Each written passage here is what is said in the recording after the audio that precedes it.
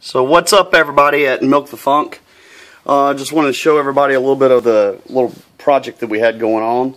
A few weeks ago I had a Corsair barrel, 15-gallon barrel. That's what this is. Corsair Artisan Distilleries. That's where I got it from. It was a all malt barrel and all malt whiskey. And basically had it in the house for about a year. Took it outside, put some water in it, let it re-swell.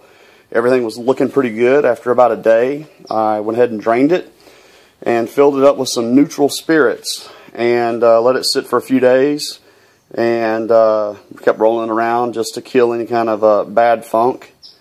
And then after had it sitting around for a few days, and after the outside dried pretty good where it was sitting out in the rain and where I'd gotten it all wet, I went ahead and waxed the full barrel from top to bottom with some paraffin wax. Those of you that have seen that before, you know what I'm talking about. The ones of you that haven't, you can go visit the Funk Gooseria, Levi Funk's website, and he can give you a little quick description of how to do that. So anyway, getting ready to fill this barrel up, and decided to bring it outside one last time and fill it. Let it sit a day just to make sure that everything was okay. Well, when I did that, I noticed that I had a little pinhole leak, and it was going on right about in this area right here.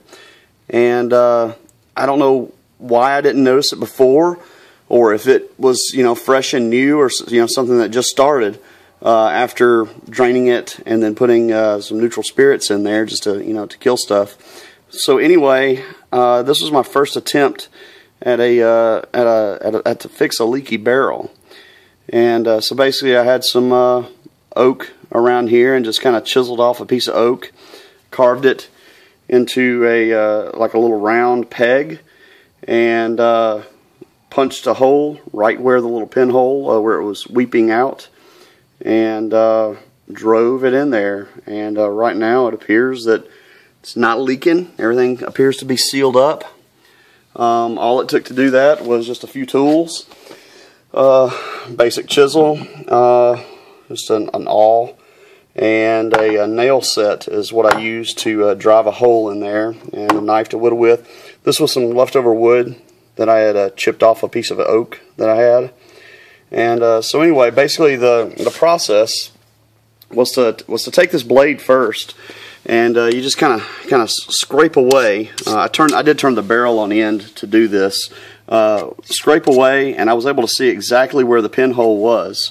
And once I had it all scraped and pretty smooth, and I knew exactly where the pinhole was, I took this awl first and kind of got a small hole started, and then I moved up to the bigger nail set here, and probably drove it in there, maybe like a quarter of an inch or so. And anyway, then once I did that, I had a peg that was approximately that long, and I did round it out and made it, you know, as smooth as I could and tapered. And then I basically just drove it into the hole, and it went in there a lot further than I thought it was going to. It kind of surprised me a little bit. Almost like there's some soft wood on the backside. But anyway, so I then took a chisel and chiseled off the little bit of peg that was sticking out, and then took some sandpaper and sanded over it, smoothed it out. Anytime that you rough up wood on a barrel, you want to make sure it's smooth, because every time you rough it up, you're basically opening up the pores of the wood, and you want to smooth those back out to seal them with some sort of sandpaper. And then just for last measure, I did actually scrape it one more time. So anyway, I think we're good now. I think I'm ready to fill this barrel with some funk.